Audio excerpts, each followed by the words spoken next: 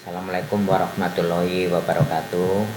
Para pemirsa Surabaya TV dimanapun Anda berada pada saat ini, bahagia pada hari ini kita bersama-sama bisa untuk berbincang-bincang tentang kota Surabaya.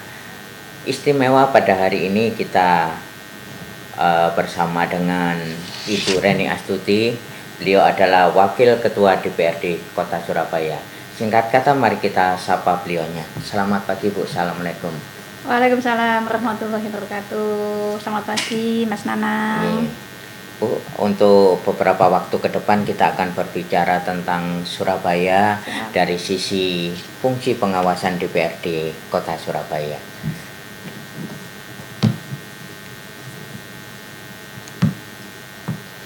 Bu, kita mulai dari sisi APBD ya Bu. Sesuai dengan fungsi tugas pokoknya bahwa DPRD Kota Surabaya memiliki fungsi pengawasan, fungsi budgeting, kemudian fungsi legislasi. Nah, pada kesempatan ini saya akan bertanya tentang APBD. Ya. Kekuatan APBD Kota Surabaya tahun anggaran 2022 itu kan 10.405.185.133 rupiah Bu ya. Itu dengan perincian PAD-nya sebesar 9 triliun sekian, kemudian belanja daerahnya 10 triliun dan pembiayaan daerah 861 juta. Dengan arah kebijakan APBD tahun anggaran 2022 ini adalah pemulihan ekonomi dan sosial melalui penguatan sektor strategis dan dukungan usaha mikro dan sektor informal dengan prioritas anggaran pendidikan sebesar 2.234 juta 234 miliar 846 juta 9.953 atau sebesar 22,34%. Kemudian kesehatan 2.146 miliar 115 juta 654.358 rupiah atau 20%,63. Kemudian infrastruktur sebesar 2.021 miliar 703 juta 899.289 atau 19,4%. Kemudian pemulihan ekonomi sendiri sebesar 224 miliar 855 juta 253.590 rupiah atau 2,16% ya Bu. Nah, ini menurut Ibu, apakah angka 2,16% ini cukup? Kemudian Ibu menawarkan kebijakan ramah investasi dan ketersediaan lapangan kerja dengan memperluas ekosistem wirausaha. Mohon dijelaskan Bu. Ya, baik, terima kasih Mas Nanang ya udah membaca tadi secara rinci terkait dengan postur APBD Kota Surabaya di tahun 2022. Ini sekarang sudah bulan Mei ya 2022. APBD ini sudah berjalan, sudah mulai berjalan. Nah, moga-moga ini nanti bisa maksimal dan memberikan dampak kesejahteraan untuk warga Kota Surabaya. Nah, di 2022 ini tadi sebagaimana yang disampaikan bahwa arah kebijakan APBD pembangunan di Surabaya dengan APBD 2022 ini adalah pada aspek pemulihan ekonomi. Ya, pemulihan ekonomi dan sosial. Ya, dengan mengoptimalkan sektor-sektor strategis yang dimiliki oleh Kota Surabaya. Terkait dengan, jadi kalau kita bicara APBD itu kan ada amanat undang-undang. Misalkan pendidikan dia tidak boleh kurang dari 20%, kesehatan tidak boleh kurang dari 10%. Ya, itu diatur gitu ya. Nah, terkait dengan amanah ini kita Surabaya sudah memenuhi. Pemerintah kota bersama dengan DPRD sudah bersepakat, persetujuan, dan kita sudah mengindahkan amanah tentang besaran anggaran pada bidang pendidikan dan bidang kesehatan. Kemudian 10,4 triliun ini tampaknya memang besar, tapi kalau dilihat dari luasan Surabaya, kemudian jumlah penduduk Surabaya yang hampir 3 juta gitu ya, kemudian dengan beberapa target-target impian yang harus kita bangun di kota Surabaya ini, kemudian juga kita juga punya target-target pengentasan kemiskinan, kemudian juga bagaimana kita mengurangi tingkat pengangguran terbuka gitu ya, banyak yang harus kita capai gitu. Oleh karena itu kemudian anggaran 10,4 triliun ini harus dialokasi di berbagai sektor yang ada, dan memang betul bahwa kalau kita hanya melihat pada sektor pemulihan ekonomi ya, misalkan di dinas koperasi dan perdagangan gitu ya, itu besarannya tampaknya kecil, tampaknya yang tadi saya bilang, zaman bilang tadi di kisaran 2,16% atau 224 miliar ya, bukan juta ya, 224. Nah, oleh karena itulah kemudian memulihkan ekonomi di Surabaya ya, pemulihan ekonomi di Surabaya itu tidak hanya bisa ditopang hanya dengan APBD, apalagi anggaran kita juga terbatas gitu, karena harus digunakan juga untuk pendidikan, kemudian digunakan juga untuk kesehatan, kemudian digunakan untuk kesehatan saja. Kita ada jaminan kesehatan semesta, UHC itu menghabiskan anggaran yang besar gitu. Kemudian juga kita di pendidikan untuk bantuan pendidikan, untuk seragam gratis dan sebagainya, itu juga membutuhkan pembangunan untuk sekolah, kemudian untuk infrastruktur ya, itu juga membutuhkan. Nah, oleh karena itulah pemulihan ekonomi ini dibutuhkan daya dukung, dibutuhkan kontribusi, keterlibatan banyak pihak yang kemudian bisa membangun sebuah ekosistem ekonomi ya. Misalkan sekarang alhamdulillah sebenarnya sudah mulai bergerak saat ini, pertumbuhan ekonomi di Surabaya udah mulai naik ke atas lagi, Mas. Kalau dulu itu kan kita sempat di min 4,78 minus, terkontraksi turun. Sekarang itu sudah 4,4 sekian ya, harapannya nanti akan naik lagi di angka bisa sampai 6 atau sampai 7, itu luar biasa. Kenaikan itu sampai 9% loh kita. Dari min menjadi plus 4 sekian itu kalau saya hitung itu signifikan gitu. Nah, ini juga terasa, mungkin Mas Nanang kalau keliling-keliling Surabaya sekarang kelihatan ya, sudah mulai rame nih ya. Kemudian ke pusat perbelanjaan, pasar, otomatis kalau seperti itu maka pekerja, tukang parkir, orang yang angkut-angkut, yang bantu ya untuk usaha-usaha itu kan juga tumbuh. Nah, oleh karena itu bicara tentang pemulihan ekonomi ini adalah bagaimana kemudian kontribusi ya, kebersamaan dari berbagai, termasuk diantaranya pelaku usaha. Oleh karena itulah kemudian Surabaya perlu memiliki kebijakan yang ramah investasi yang aku bilang ya, kemudian yang ramah terhadap bagaimana usaha itu menjadi tumbuh pesat di Surabaya, yang nantinya harapannya akan berdampak kepada pengentasan kemiskinan dan pengurangan tenaga kerja. Misalnya hotel dibangun di Surabaya. Nah, kebutuhan hotel itu nanti yang masuk adalah UMKM yang ada di Surabaya, kan menghidupkan UMKM. Kemudian yang kerja di situ setidaknya kalau janji dari pemerintah kota yang disampaikan Pak Wali adalah paling enggak 40%, dan saat ini sudah mulai berjalan bagaimana kemudian ada MOU antara hotel dengan pemerintah kota pada sisi pemberdayaan ya, misalkan ono sandale singgawe engko wong Surabaya, kemudian ono kebutuhan-kebutuhan yang lainnya itu nanti bisa.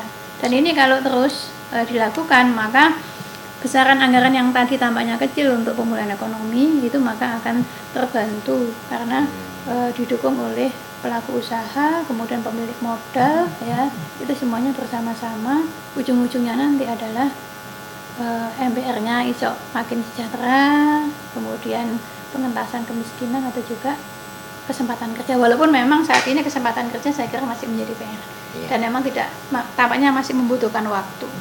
Ya, Bu. Seperti yang Ibu sampaikan, ini menurut data BPJS ya. BPS. Maaf, data dari BPS. Per tahun 2020 tingkat pengangguran terbuka TPT ya meningkat 9,79%. Sedangkan data per 9 Januari 2020 TPT usia muda artinya usia 15 sampai 24 tahun sebesar 5,87%. Ini berarti ada sekitar 60% TPT didominasi oleh usia muda. Nah, menurut Ibu, apakah ada hal yang tidak pas pada program pengentasan pengangguran dari pemerintah Kota Surabaya selama ini? Bagaimana Bu pendapat Ibu? Iya, jadi gini, betul memang TPT 2020 kalau dibandingkan sama 2021 enggak 2019 sebelum pandemi. Iya. Itu kan kita 5,7 sekian. Ketika 2020 itu naik TPT kita di angka 9,79 yang tadi saya bilang. Di 2020 itu 2020. Di 2021 itu kita agak menurun Mas, karena mungkin pandemi sudah agak ini ya. Tapi menurunnya di 2021 itu 7,6 berapa gitu. Artinya menurunnya hanya 0, berapa ya. Masih kecil gitu. Nah, terkait dengan kan TPT ini kan tingkat pengangguran terbuka. Yang tadi Mas Nanang bilang TPT di usia muda. Nah, usia muda itu usia antara 15 sampai 24. Itu memang prosentasenya itu paling tinggi. Betul, itu memang tinggi. Itu datanya BPS seperti itu. Nah, ini gimana nih solusinya? Kenapa kok begini gitu ya? Sebenarnya kalau kita lihat usia 15 sampai 24 itu adalah anak-anak, diantaranya adalah anak-anak lulusan SMA, SMK.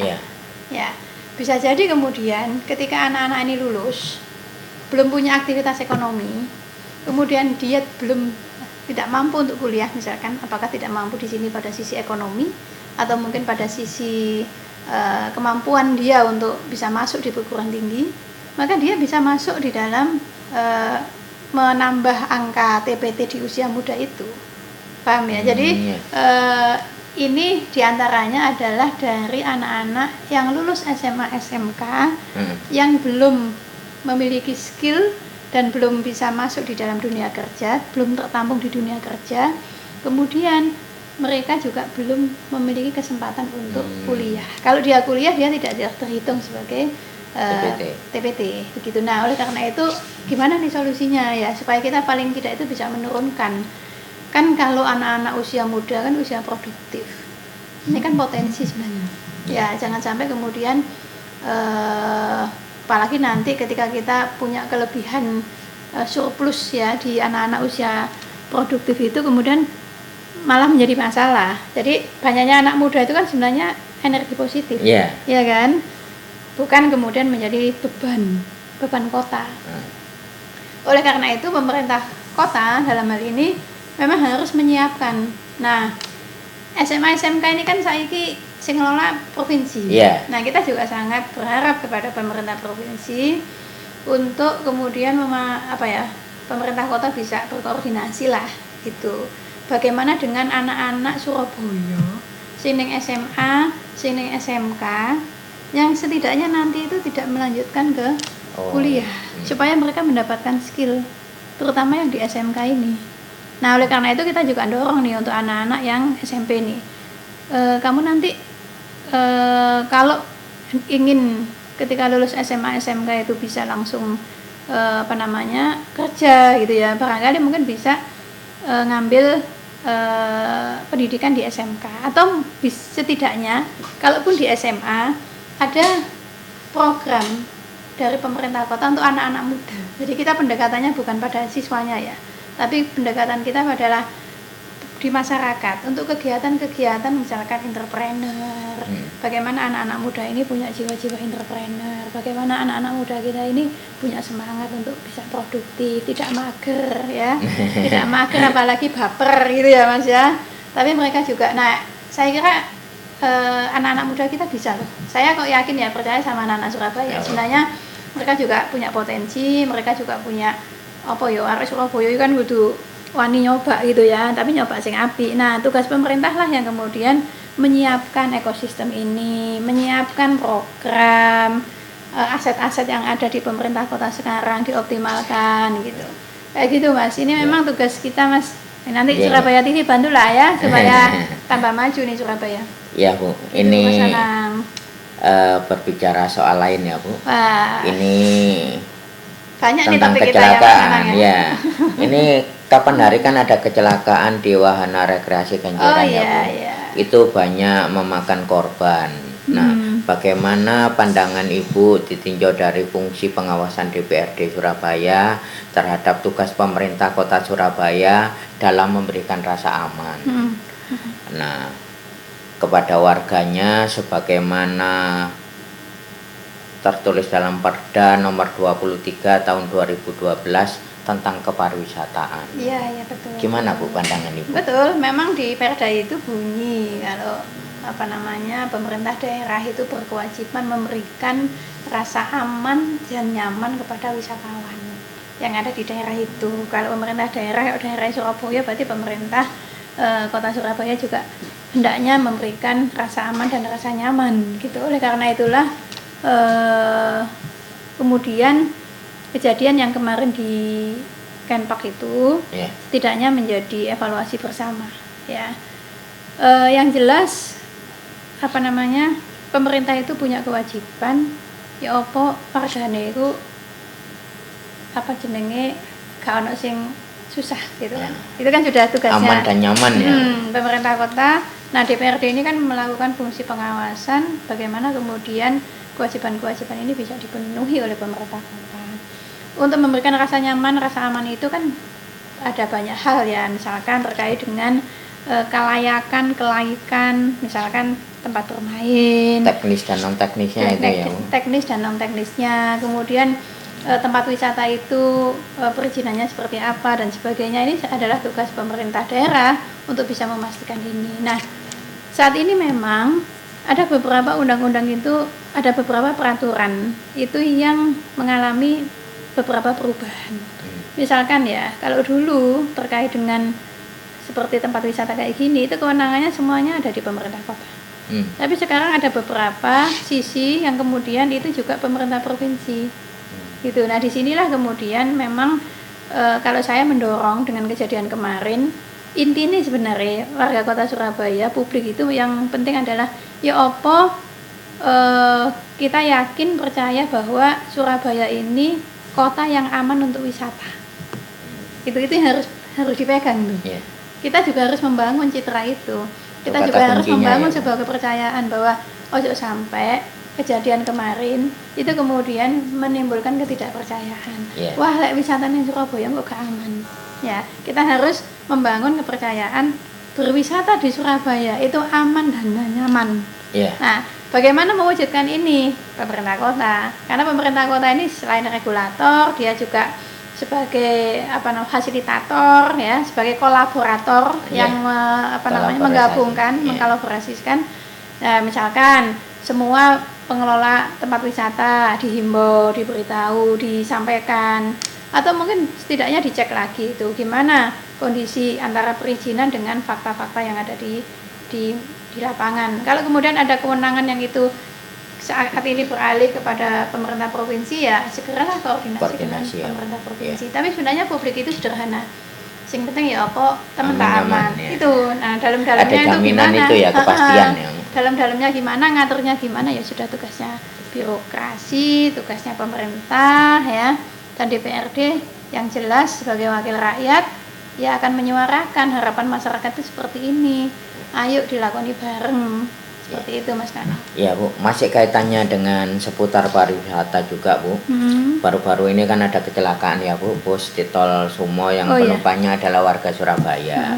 Kembali kepada persoalan pemerintah kota dalam menangani insiden tersebut. Nah, ini fungsi pengawasan DPRD Surabaya melihat respon dari pemerintah kota menangani peristiwa tersebut. Dikaitkan dengan kewajiban pemerintah kota sama masih melindungi warganya, itu bagaimana Bu pandangan Ibu? kalau Apakah sudah fast respon atau Oke. bagaimana? Kalau untuk kasus kecelakaan ya kita Iya. turut berduka Iya.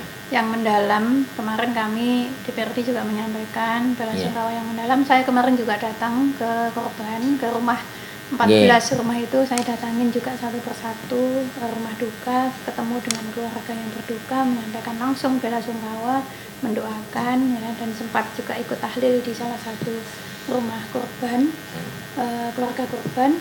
Nah, saya melihat untuk kasus ini pemerintah kota fast respon. Fast respon ini bisa dilihat dari apa indikatornya. Saya memantau Mas. Jadi ketika ada kecelakaan itu saya langsung cek waktu itu ini benar tak warga Surabaya, oh betul.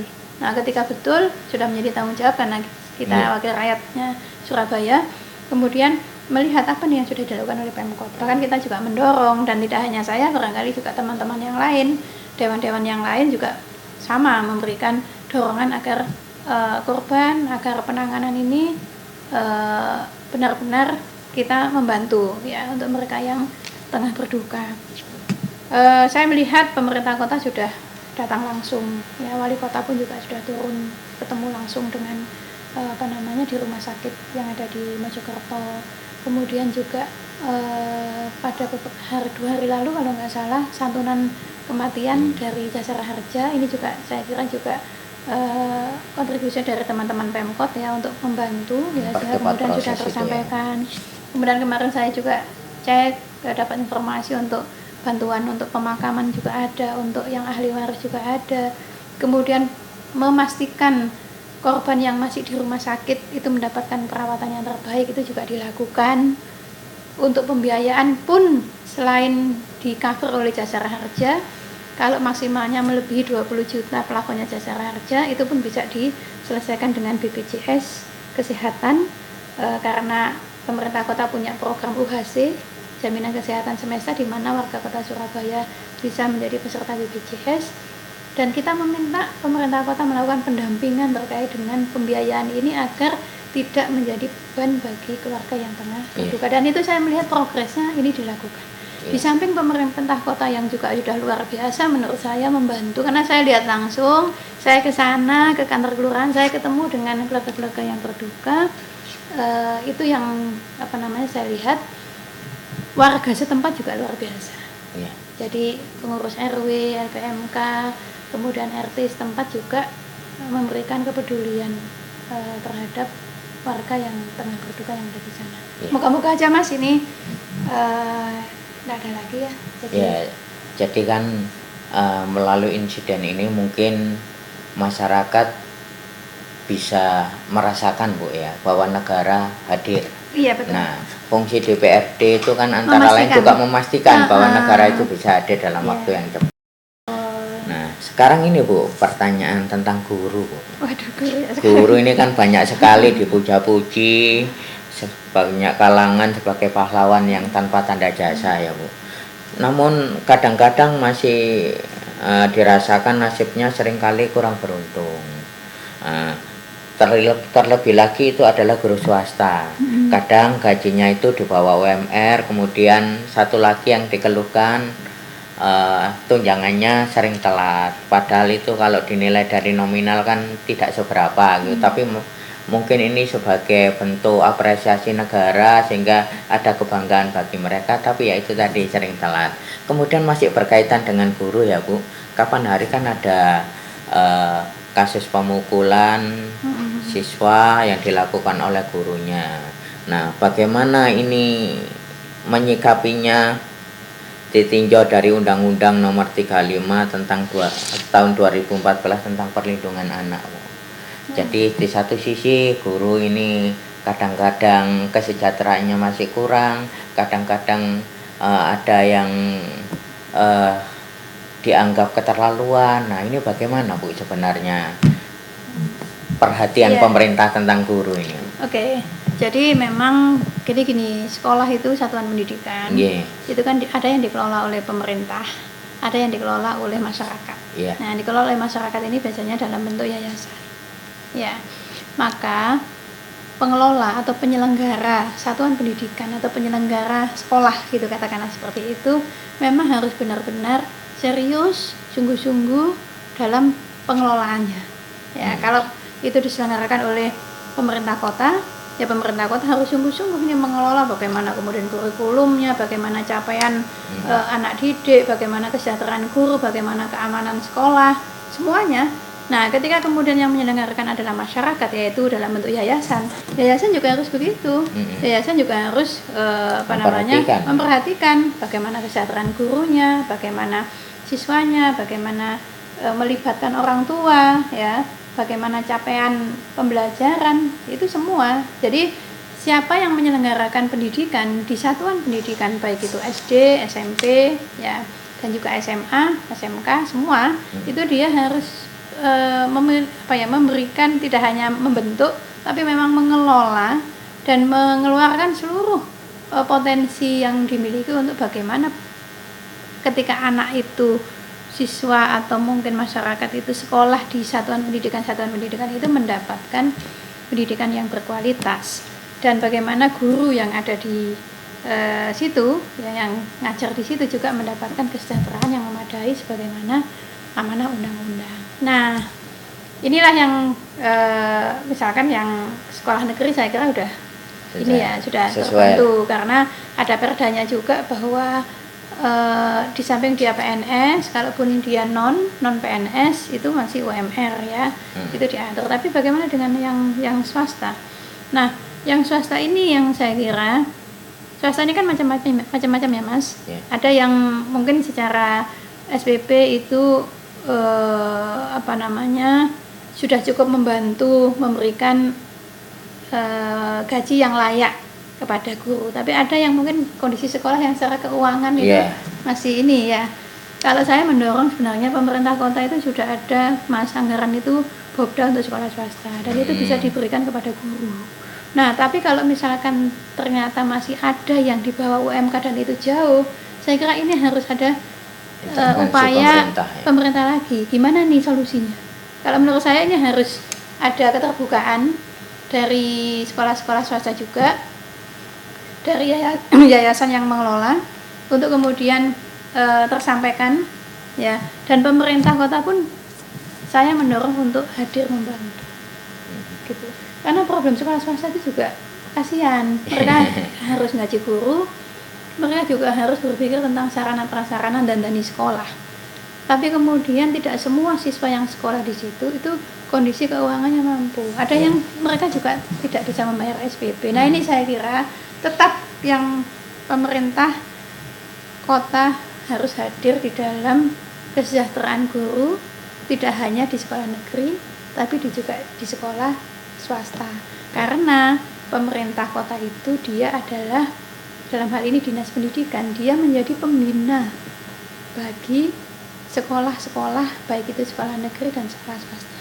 Dan yang tidak kalah penting lagi adalah siapapun yang sekolah, baik itu yang negeri yang swasta, itu ya arek Surabaya. Lek misalnya kemudian sekolah swasta iki yo apik, sing diuntung warga Surabaya. Mestinya tidak boleh ada dikotomi juga. Tidak ada dikotomi, dan jangan sampai ada disparitas yang terlalu lebar antara kualitas pendidikan di satuan pendidikan yang ada di Kota Surabaya. Nah, terkait dengan kejadian yang tadi ada pemukulan dan sebagainya, alhamdulillah kemarin sudah bisa terselesai. Saya juga turut serta hadir, ya, ketika proses mediasi dan segala sesuatunya dari lubuk hati yang terdalam, saling memaafkan, dan ini saya kira menjadi pelajaran, tetap menjadi pelajaran. Harus dicari apa sebabnya. Nah, saya melihat salah satunya adalah yang harus juga diperhatikan, di samping juga bagaimana orang tua harus mendidik anak, itu juga penting, ya. Bagaimana budi pekerti, pendidikan karakter itu harus dilakukan, tidak hanya dibebankan kepada sekolah, tapi juga dibebankan kepada menjadi kewajiban orang tua. Kemudian lingkungan bermain, ini juga peran pemerintah, bagaimana kita harus menyiapkan tempat-tempat sing arek-arek iku iso dolan sehat. Sarana prasarana yang ada di pemerintah kota, ayo dipakai untuk anak-anak, untuk beraktivitas, sehingga anak-anak itu punya aktivitas, energinya itu untuk hal yang positif. Satu lagi adalah terkait dengan beban guru. Nah, Surabaya sekarang ini kekurangan guru, sekitar 1000-an. Ada yang pensiun dan sebagainya. Sehingga guru harus memegang jam mengajar itu melebihi standar.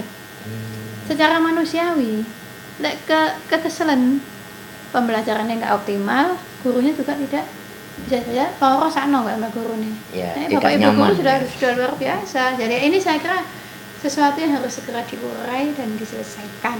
Iya, iya Bu. Dinas Pendidikan nih. Iya. Ini Bu, pertanyaan terakhir Terakhir ya, Bu. nih Mas. Tentang keberadaan kawasan Kota Tua Surabaya Bu, yang ada di daerah utara itu kan diharapkan juga menjadi satu potensi pariwisata tersendiri ya Bu.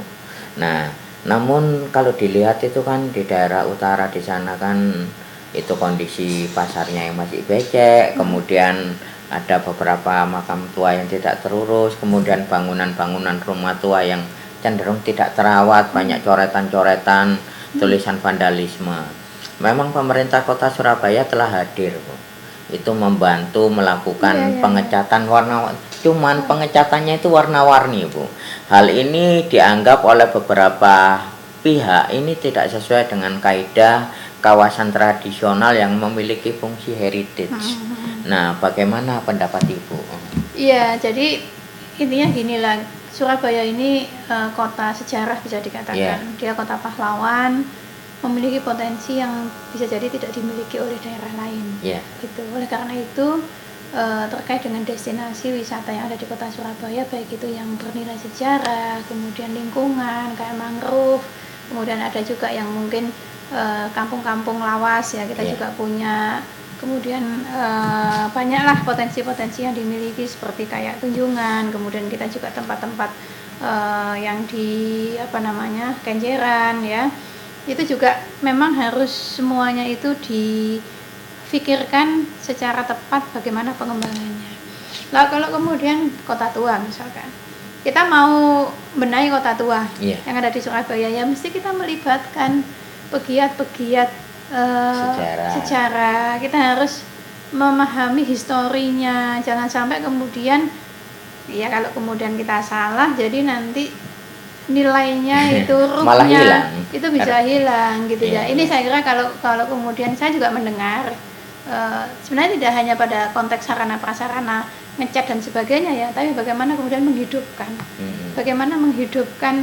itu yang saya kira harus kita benar-benar pikirkan. Oleh karena itu sebenarnya kalau bicara wisata ini semestinya ada semacam badan itu yang seperti sama kayak di beberapa daerah, contoh di Semarang ya, itu kota lamanya kan bagus di sana kan, bisa hidup, banyak orang ke sana foto dan sebagainya. Kita di sini kan masih belum, masih belum sampai kita punya destinasi yang bagus itu, tapi orang mungkin belum tahu karena belum terkelola dengan baik.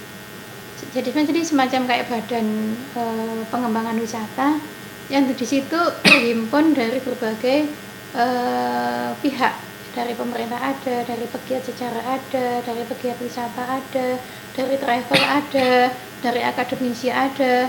Ini yang kemudian bisa bisa listing lah, katakanlah ini loh kita Surabaya punya wisata gini. Kemudian gimana pengembangannya, kemudian pemerintah melakukan apa, swasta melakukan apa, ya. Kemudian masyarakat turut serta seperti apa, ya. Itu diatur sedemikian rupa sehingga kemudian bisa menghidupkan destinasi wisata yang ada di kota Surabaya, tidak hanya kota lama tapi juga di tempat-tempat yang lain. Soalnya Surabaya ini keren loh Mas, kulinere lengkap ya, kemudian infrastruktur ya sudah cukup baik lah untuk di tengah-tengah, walaupun masih harus ada pembenahan di tempat-tempat yang lain. Saya kira itu Mas Nanang.